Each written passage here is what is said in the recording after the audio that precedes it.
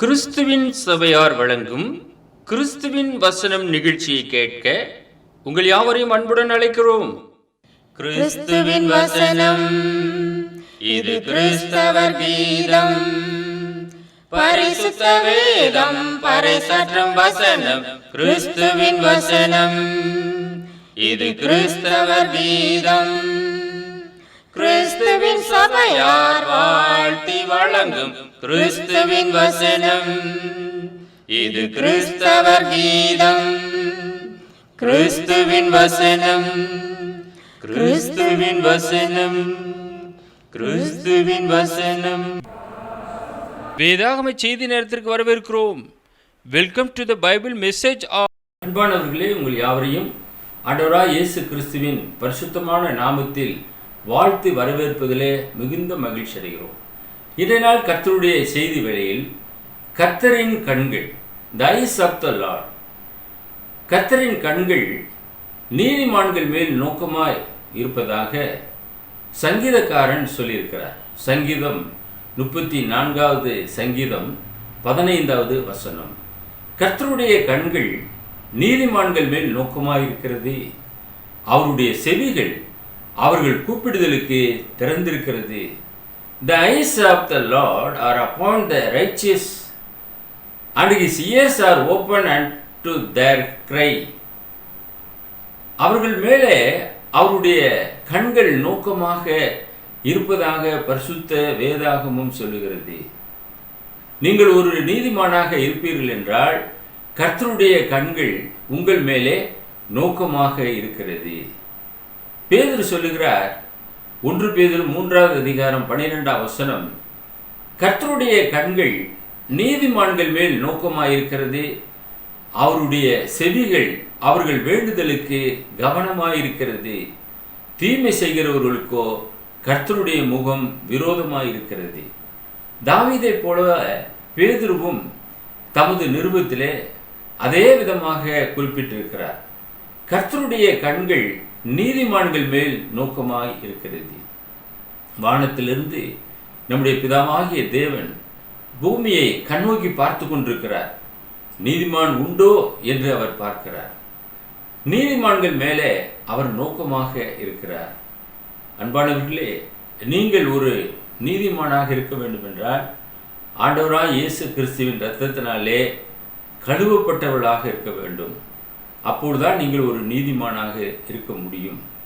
பிதாவாகிய தேவன் ஆண்டவராய் இயேசு கிறிஸ்துவை நம்முடைய பாவங்களுக்காக சிலுவையிலே ஒப்பு கொடுத்தார். நாம் எல்லாரும் பாவத்திலிருந்து மீட்கத்தக்கதாக, தேவ சமூகத்திலே நீதிமான்களாக மாற்றப்படத்தக்கதாக அவர் இரத்தம் சிந்தினார். அந்த இரத்தத்தை நீங்கள் விசுவாசிப்பீர்கள் என்றால் அந்த இரத்தம் உங்களை பாவமற கழுவக்கூடியதாக இருக்கிறது, உங்களை நீதிமானாக மாற்றக்கூடியதாக இருக்கிறது. நீங்கள் பிதாவாகிய தேவனுக்கு ஏற்றவர்களாக மாற்றப்படுவீர்கள். கர்த்தரை சார்ந்து கொள்ளாத ஒரு ராஜா இருந்தார். 2 நாளாகமும் 16வது அதிகாரம் 7லிருந்து 9 வசனங்களை நாம் பார்க்கிறோம். அக்காலத்திலே ஞான திருஷ்டிக்காரனாகிய அனனியா யூதாவின் ராஜாவாகிய ஆசாவினிடத்தில் வந்து அவனை நோக்கி, நீர் உம்முடைய தேவனாகிய கர்த்தரை சார்ந்து கொள்ளாமல் சீரியாவின் ராஜாவை சார்ந்து கொண்டபடியினால் சீரியா ராஜாவின் இராணுவம் உமது கைக்கு தப்பி போயிற்று. மிகவும் ஏராளமான ரதங்களும் குதிரை வீரர்களும் உள்ள எத்தியோப்பியரும் லூபியரும் மகா சேனையா இருந்தார்கள் அல்லவா? நீர் கர்த்தரை சார்ந்து கொண்டு போதவனில் அவர்களை உமது கையில் ஒப்பு கொடுத்தாரே. தம்மை பற்றி உத்தம இருதயத்தோடு இருக்கிறவர்களுக்கு தம்முடைய வல்லமையை விளங்கு பண்ணும்படி கர்த்தர் கண்கள் பூமி எங்கும் உலாவிக் கொண்டிருக்கிறது. இந்த விஷயத்தில் மதியில்லாதவராய் இருந்தீர், ஆகையால் இது முதற்கொண்டு உமக்கு யுத்தங்கள் நேரிடும் என்றார். அன்பானவர்களே, அக்காலத்திலே தீர்க்கதரிசிகளுக்கு பேர் ஞான திருஷ்டிக்காரன் என்ற ஒரு பெயர் இருந்தது.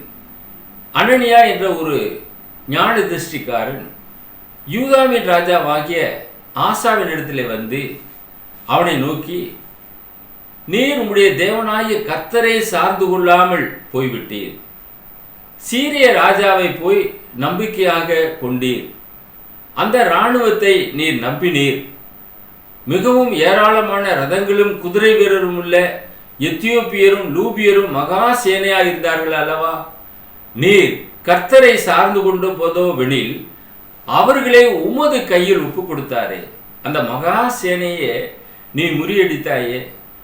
இப்பொழுது அவரை சார்ந்து கொள்ளாமல் நீ விலகினது என்ன என்ற காரியத்தை அவனுக்கு உணர்த்துகிறார் இந்த அனனியா என்ற ஞான திருஷ்டிக்காரன். இந்த விஷயத்திலே நீ மதியில்லாதவராய் இருந்தீர். கர்த்தருடைய கண்கள் பூமி எங்கும் உலாவிக் கொண்டிருக்கிறது. நீதிமான்கள் மேல் அவருடைய கண்கள் நோக்கமாக இருக்கிறது. நாங்கள் கெத்செமனே கார்டனில் ஒரு சிசிடிவி கேமரா வச்சிருக்கிறோம். அந்த கேமரா யாராவது புதிய நபர்கள் உள்ளே வந்துவிட்டால் அவர்களை அங்கும் இங்கும் அப்படியே திரும்பி பார்க்கும். ஒரு பூனையைப் போல உட்கார்ந்து கொண்டு ஒரே இடத்துல இருந்து கொண்டு அமர்ந்து கொண்டு அவர்கள் போகிற பக்கமெல்லாம் திரும்பி திரும்பி பார்க்கும். அப்பொழுதுதான் நான் யோசித்தேன், மனிதனுடைய கண்டுபிடிப்பே இந்த அளவு யார் வருகிறார்கள், யார் போகிறார்கள், எங்கே போகிறார்கள் என்று கவனிக்கும் போது வானத்தையும் பூமி உண்டாக்கின பிதாவாகிய தேவன் வானத்திலிருந்து கண்ணோக்கமாக இருக்கிறது எவ்வளவு உண்மை அல்லவா? அவர் பார்த்து கொண்டிருக்கிறார். அவருடைய கண்கள் பூமி எங்கும் உலாவிக் கொண்டிருக்கிறது என்று அனனியா அந்த ஆசாவின் ராஜாவை நோக்கி சொல்லுகிறார். இது முதல் கொண்டு உமக்கு யுத்தங்கள் நேரிடும் என்று ஒரு எச்சரிப்பின் சத்தத்தையும் கொடுத்தார். அன்பான தொலைக்காட்சி நேயரே, நீங்கள் ஒரு நீதிமானாக இருப்பீர்கள் என்றால் உங்களை தேவன் கண்ணோக்கி பார்த்து கொண்டிருக்கிறார். நீங்கள் என்ன செய்து கொண்டிருக்கிறீர்கள், நீங்கள் எப்படி வாழ்ந்து கொண்டிருக்கிறீர்கள் என்று அவர் கவனித்துக் கொண்டிருக்கிறார். கண்ணை உண்டாக்கினவர் காணாரோ, காதை உண்டாக்கினவர் கேளாரோ? சிந்தித்து பாருங்கள். அவருடைய கண்கள் பூமி எங்கும் உலாவிக் கொண்டிருக்கிறது என்று வேத வசனம் சொல்லுகிறது. யோபு புஸ்தகத்திலே எலிகு என்ற தாசன் சொல்லுகிறார், 34வது அதிகாரம் 21வது வசனம், அவருடைய கண்கள் மனுஷனுடைய வழிகளை நோக்கி இருக்கிறது, அவருடைய நடைகளை எல்லாம் அவர் பார்க்கிறார். தேவன் மனிதனை நோக்கி பார்த்து கொண்டிருக்கிறார். அவனுடைய நடைகளை கவனித்துக் கொண்டிருக்கிறார். தேவன் கவனியார் என்று ஒருவேளை ஒரு மனிதன் எண்ணுவானே என்றால் அவனை உண்டாக்கின தேவன் எப்படி அவனை கவனிக்காமல் இருப்பார்? அனுதினமும் அவனை கண்ணோக்கி பார்த்து கொண்டிருக்கிறார். மனுஷனுடைய வழிகளை நோக்கி கொண்டிருக்கிறார். தேவனுடைய பார்வைக்கு மறைவான சிருஷ்டி ஒன்றுமே இல்லை என்பதை நாம் முதலாவது அறிந்து கொள்ள வேண்டும். நீதிமொழிகள் புஸ்தகம் 5வது அதிகாரம் 21வது வசனம், மனுஷனுடைய வழிகள் கர்த்தரின் கண்களுக்கு முன்பாக இருக்கிறது. ஒவ்வொருவருடைய மனுஷருடைய வழிகளை தேவன் பார்த்து கொண்டிருக்கிறார். சோதோம் குமரா பட்டணத்தில் இருந்த ஜனங்களை பார்த்து கொண்டிருந்தார். தங்களை கெடுத்து கொண்டிருந்தார்கள். எனவே அதிலே வாசம் பண்ணின லோத்து குடும்பத்தை ரட்சித்து அந்த சோதோம் குமரா பட்டணத்தை கந்தகமும் அக்கினியும் வரிசிக்க செய்து அவர்களை அழித்து போட்டார் என்று பார்க்கிறோம். ஆக மனுஷனுடைய வழிகளை தேவன் வானத்திலிருந்து கண்ணோக்கி கொண்டிருக்கிறார். அவனுடைய வழிகள் எல்லாவற்றையும் அவர் சீர்தூக்கி பார்க்கிறார். ஒவ்வொருவருடைய வழிகளையும் அவர் ஆராய்ந்து பார்க்கிறவரும் சீர்தூக்கி பார்க்கிறவருமாயிருக்கிறார். ஆக கர்த்தர் காண்கிற தேவனாக இருக்கிறார். அவர் மனுஷனுடைய காரியங்களை கண்ணோக்கி பார்த்து கொண்டிருக்கிறார். நீதிமொழிகள் 20வது அதிகாரம் 12வது வசனத்திலே சாலமோன் ஞானி மிக தெளிவாக சொல்லியிருக்கிறார்.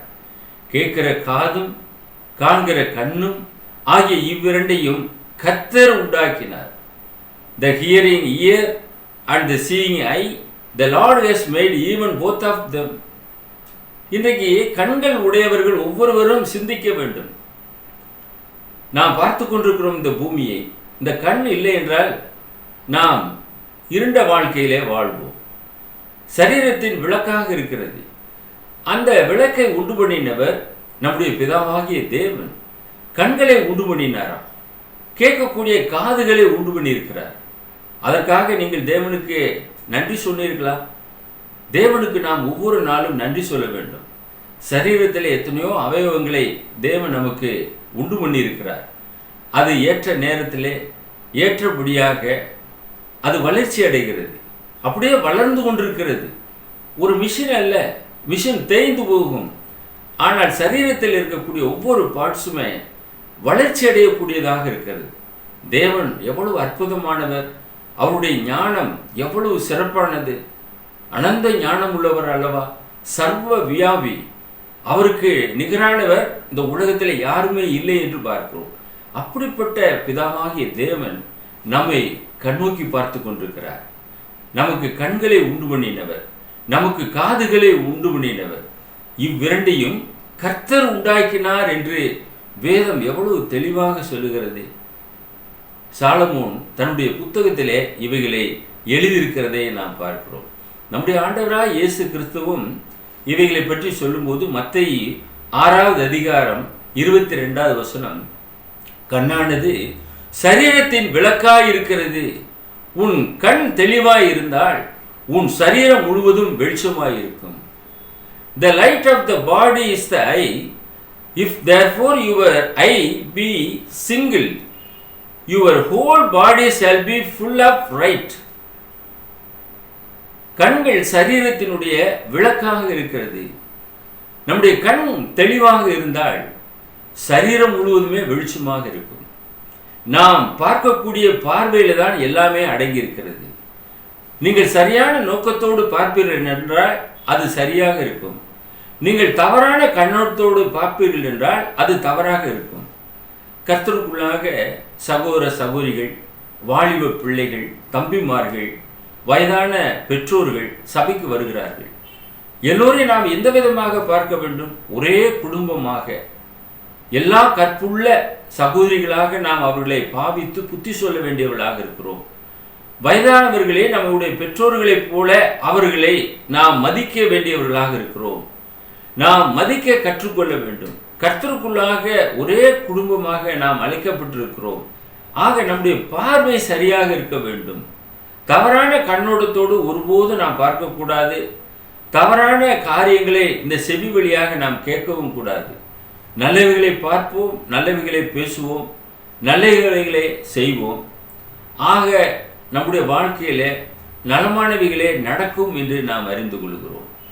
யோவான் எழுதின சுவிசேஷம் 17வது அதிகாரம் 1வது வசனம், இயேசு இவைகளை சொன்ன பின்பு தம்முடைய கண்களை வானத்துக்கு ஏறெடுத்தார். ஆண்டவராய் இயேசு கிறிஸ்து பிதாவாகிய தேவனை நோக்கி ஜெபிக்கும் போது வானத்துக்கு நேரே கண்களை ஏறெடுத்தார் என்று நாம் பார்க்கிறோம். தேவன் கண்களை சரீரத்தில் கொடுத்திருக்கிறார். அந்த கண்களை வானத்துக்கு நாம் ஏறெடுக்க கற்றுக்கொள்ள வேண்டும்.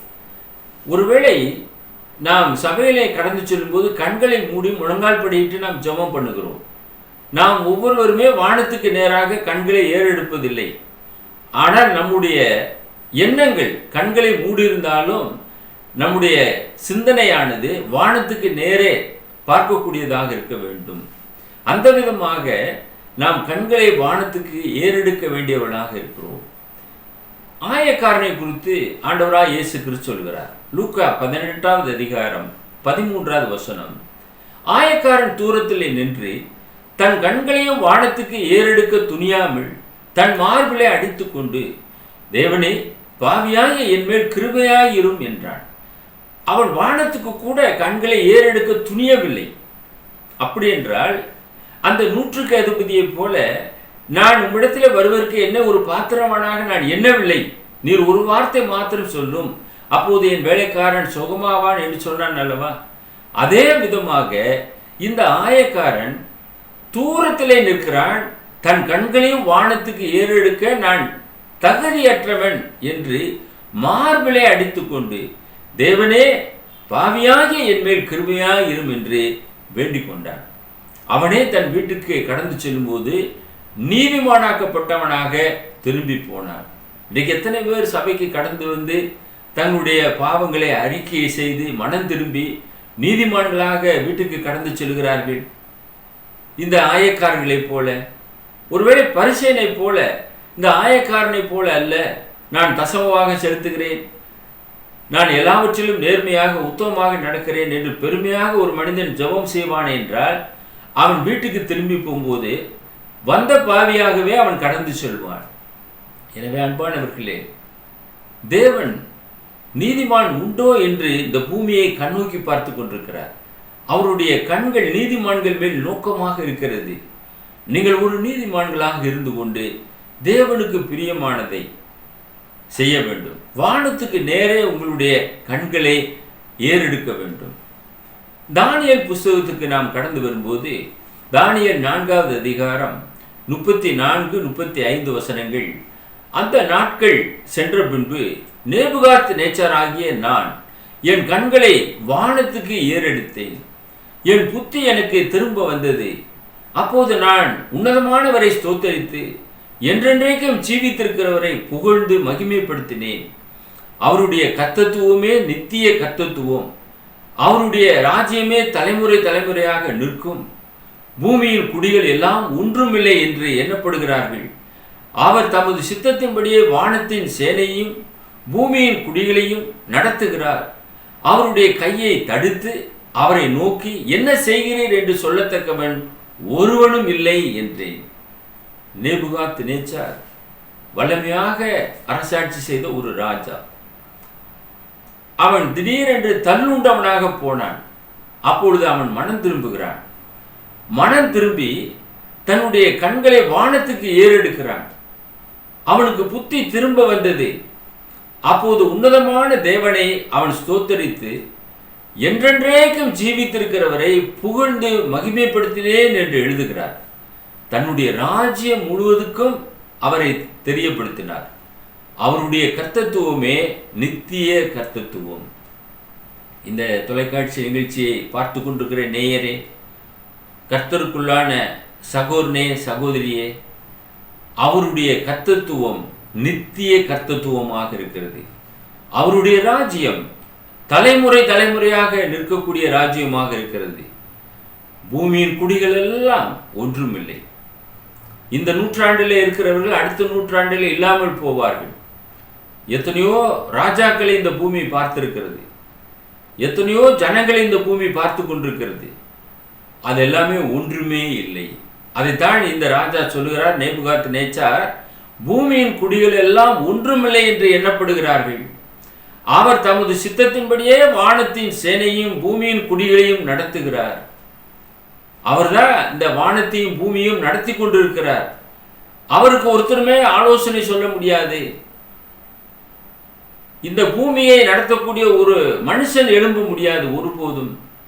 ஏனென்றால் உண்டு பண்ணியிருந்தவருக்கு இந்த வானம் பூமி சகலமே கட்டுப்பட்டதாக இருக்கிறது.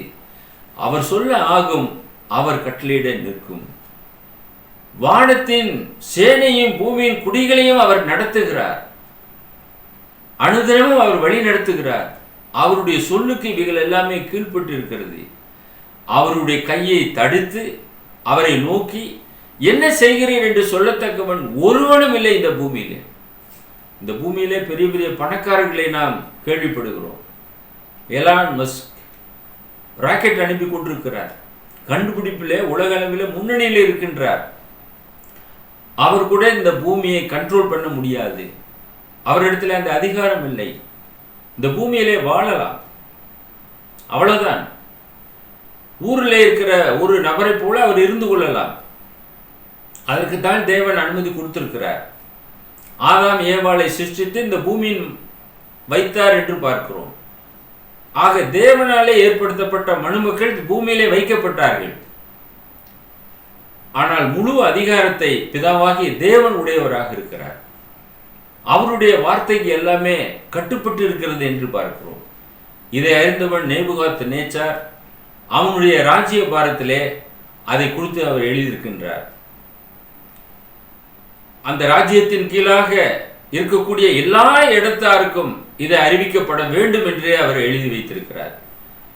அன்பானவர்களே, கர்த்தர் கண்ணோக்கி பார்த்து கொண்டிருக்கிறார். ராஜாக்களை உருவாக்கக்கூடியவர் அவர், அதிபதிகளை உருவாக்கக்கூடியவர் அவர். ஒரு ராஜ்யத்தை தள்ளி இன்னொரு ராஜ்யத்தை அவர் ஏற்படுத்துகிறார். அவருடைய கரத்தின் கிரியைகளாக இருக்கிறது என்று நாம் அறிகிறோம். ஆக தேவன் கண்ணோக்கி பார்த்து கொண்டிருக்கிறார் என்பதை நாம் ஒருபோதும் மறந்து போய்விடவே கூடாது. கண்கள் காண்கிறதுனாலே திருப்தி ஆவதில்லை. பிரசங்கி சொல்லுகிறார், 1வது அதிகாரம் 8வது வசனம், எல்லாம் வருத்தத்தினால் நிறைந்திருக்கிறது, அது மனுஷரால் சொல்லி முடியாது. காண்கிறதுனால் கண் திருப்தியாகிறதில்லை, கேட்கிறதுனால் செவி நிரப்பப்படுவதும் இல்லை. The eye is not satisfied with seeing, not the ear filled with hearing. அதனாலே அது நிறைவடைவது இல்லை. நான் கண்களாலே பார்த்து விட்டேன், அது எனக்கு பிடித்தமாக இருக்கிறது, அது போதும், இனிமேல் எனக்கு வேறு ஒன்றுமே தேவையில்லை ஒருவர் சொல்லிவிட முடியாது. ஏனென்றால் மறாத நாள் இன்னொரு காரியத்தை அவர் பார்க்கிறார். நேற்றே பார்த்ததை காட்டிலும் இன்றைய பார்க்கிற காட்சி மிக சிறப்பாக இருக்கிறதே, இதுவரை நான் பார்த்ததே இல்லையே என்று அவர் சொல்லக்கூடும். இப்படியே ஒவ்வொரு நாளும் அவர் சாகிற வரைக்குமாக, கண் இருக்கிற வரைக்குமாக அவர் தன்னுடைய வாழ்க்கையிலே திருப்தி அடைய போவதே இல்லை. காண்கிறதுனால் கண் திருப்தி ஆகிறதில்லை, கேட்கிறதுனால் செவி நிரப்பப்படுவதும் இல்லை. இப்ப கேட்கிறோம், நல்ல காரியங்களை கேட்டு விட்டோம், இனி இது போதும், இதை வைத்துக்கொண்டு வாழ்நாளெல்லாம் வாழலாம். ஒருபோது ஒருத்தரும் சொல்லிவிடவே முடியாது. நாளை தினத்திலே வேறொரு காரியத்தை குறித்து கேட்கிறோம், ஆகா இது எவ்வளவு அற்புதமானது, அவரை காட்டிலும் இவர் சிறப்பான காரியங்களை சொல்லுகிறாரே. ஆக இப்படியே கேட்டுக்கொண்டே இருக்கிறோம். சாகிற வரைக்குமாக இந்த செவி வழியாக கேட்டுக்கொண்டே இருந்தாலும் கூட அது நிரப்பப்படுவதில்லை. அதைத்தான் வேதம் சொல்லுகிறது. கேட்கிறதுனாலே செவி நிரப்பப்படுகிறதும் இல்லை, அது திருப்தி அடை போவதே இல்லை, நிரம்பாது. ஆக கேட்டுக்கொண்டே இருக்க வேண்டும். வாழ்நாளெல்லாம் கேட்டுக்கொண்டே இருக்கிறோம். ஆக அன்பானவர்களே, வேதாகமும் எவ்வளவு தெளிவான ஒரு போதனைகளை நமக்கு கொடுக்கிறது என்று எண்ணி பாருங்கள். மேலும் பிரசங்கி 1வது அதிகாரம் 2வது வசனம், மாயை மாயை, எல்லாம் மாயை என்று பிரசங்கி சொல்லுகிறார். vanity of vanities, all is vanity. எல்லாமே மாயையாக இருக்கிறது, ஒன்றுமே நிறைவானது என்பது இல்லை. ஏனென்றால் இந்த பூமியிலே மனிதனுடைய வாழ்நாட்கள் புல்லின் பூவை போல ஒளிந்து போகிறது. புல் பூக்குகிறது, அது மாலையிலே வாடி போய் விடுகிறது. புல்லின் பூவை போல ஒரு மனிதனுடைய வாழ்நாட்கள் வாடி போய் விடுகிறது. ஆக மாயையாக இருக்கிறது. மாயையாக இருக்கக்கூடிய இந்த உலகத்திலே மாறாத கர்த்தருடைய வசனத்தை நீங்கள் நானும் பற்றி கொள்ள வேண்டும். இன்றும் என்றுமே மாறாமல் இருக்கக்கூடிய சத்திய வசனத்திற்கு உங்கள் செவிகளை கொடுப்பீர்கள் என்றால் அது உங்களை சத்தியத்திலே வழிநடத்தும், அது நித்தியத்து வரைக்குமாக உங்களை வழிநடத்தும் என்று பார்க்கிறோம். எனவே கர்த்தருடைய கண்கள் நீதிமான்கள் மேல் நோக்கமாக இருக்கிறது. அவருடைய செவிகள் அப்படிப்பட்டவர்கள் கூப்பிடுதலுக்கு திறந்திருக்கிறது என்று நாம் தியானம் செய்தோம். நீங்கள் தேவனை நோக்கி ஜெபியுங்கள். அன்பானவர்களே, கண்ணை உண்டாக்கினவர் அவர் பார்த்து கொண்டிருக்கிறார். என்ன நடக்கிறது என்று பார்க்கிறார். சிலர் அங்கலாய்க்கிறார்கள், ஐயோ எனக்கு ஏன் இந்த வேதனை, ஏன் இந்த பாடுகள், ஏன் இந்த பிரச்சனை, தேவன் இவைகளெல்லாம் பார்க்க மாட்டாரா என்று வருத்தப்படுகிறார்கள். அவர்களாலே சகிக்க முடியாமல் புலம்ப ஆரம்பித்து விடுகிறார்கள். அன்பானவர்களே, கண்ணை உண்டாக்கினவர் காண்கிறார். இந்த பூமியிலே என்ன நடக்கிறது என்பதை அவர் அறிந்து கொண்டிருக்கிறார். எல்லாவற்றிற்கும் ஒரு காலம் வைச்சிருக்கிறார். அதனதின் காலத்திலே பிதாவாகிய தேவன் அனைத்துமே நேர்த்தியாக செய்வார் என்று பார்க்கிறோம். நீங்கள் உங்களுக்கு கொடுக்கப்பட்டிருக்கிறதான அந்த நேரத்தை சரியாக நீங்கள் பயன்படுத்த வேண்டும். பிதாவாகிய தேவன் நல்ல வாய்ப்புகளை நமக்கு ஏற்படுத்தி கொடுக்கிறார். இந்த பூமியிலே நல்ல சந்தர்ப்பங்கள் நமக்கு இருக்கிறது. ஆகையினாலே நலமான காரியங்களை நாம் செய்யும்படியாக பிரயாசம் எடுக்க வேண்டும். தேவன் நமக்கு கண்களை உண்டு பண்ணியிருக்கிறார் என்றால் நம்முடைய நன்மைக்காக அவைகளை உண்டு பண்ணியிருக்கிறார். இந்த கண்ணு மாத்திரம் இல்லை என்று வைத்துக்கோங்க, சரீரம் முழுவதும் இருளாக இருக்கும். வெளிச்சத்தை காணாதவர்களாகவே நாம் இருண்டு போய்விடுவோம். இன்றைக்கு அநேக பார்வையற்ற நண்பர்கள் இருக்கிறார்கள். அவர்கள் இந்த உலகத்தை பார்க்கவில்லை, ஆனால் அவர்கள் வாழ்ந்து கொண்டிருக்கிறார்கள். கர்த்தர் அற்புத விதமாக அவர்களை ஏதோ ஒரு வகையிலே வழிநடத்துகிறார்.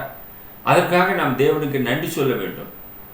ஆனால் கண்களை உடையவர்கள் கண்கள் இருந்தும் இல்லாதவர்களாக இன்றைக்கு அநேகர் வாழ்ந்து கொண்டிருக்கிறார்கள்.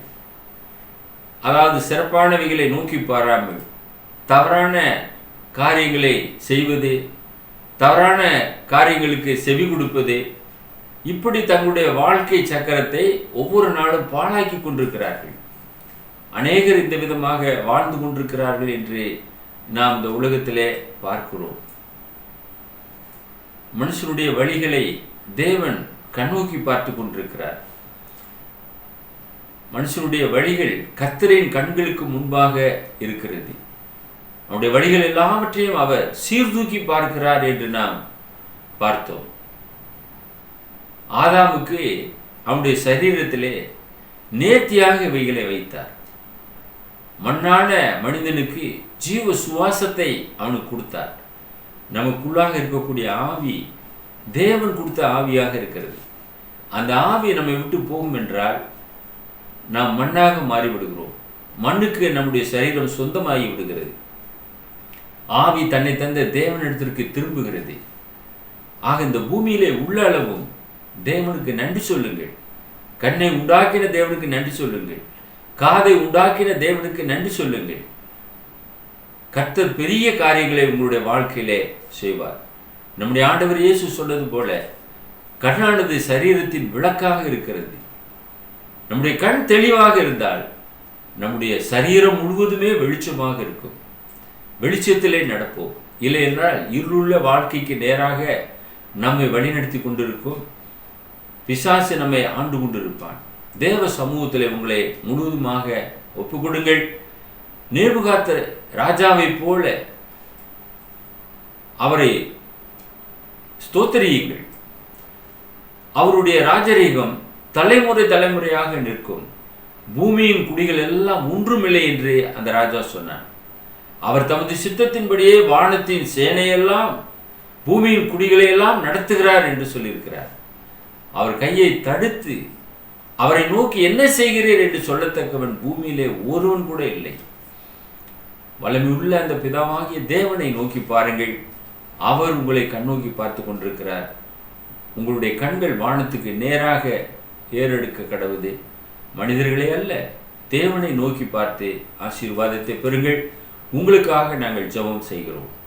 எங்களை நேசித்து வழிநடத்துகிற பரலோகத்தின் பிதாவே, இந்த நல்ல வேலைக்காக நாங்கள் நன்றியுள்ள இருதயத்தோடு உம்மை துதிக்கிறோம், ஸ்தோத்தரிக்கிறோம். உம்முடைய கண்கள் நீதிமான்கள் மேல் நோக்கமாக இருப்பதற்காக ஸ்தோத்திரத்தை ஏறெடுக்கிறோம்.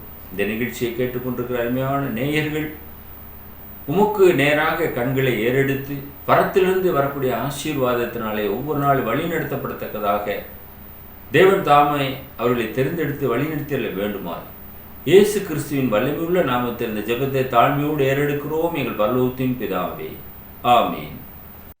சர்வ சிருஷ்டிக்கும் எஜமான நீரே, சர்வ சிருஷ்டி காப்பவர் நீரே, எங்கள் இதயத்தில் உம்மை போற்றுகிறோம், என்றென்றும் போற்றி தொழுவோம்.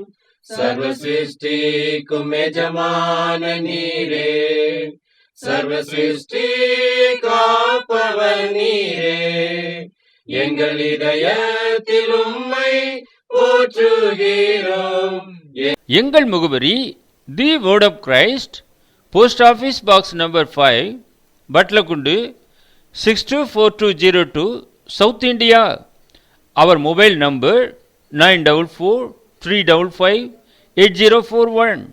another number 6379350509. email address urgentandglory@gmail.com. view our The Word of Christ program on YouTube channel. May God bless you all.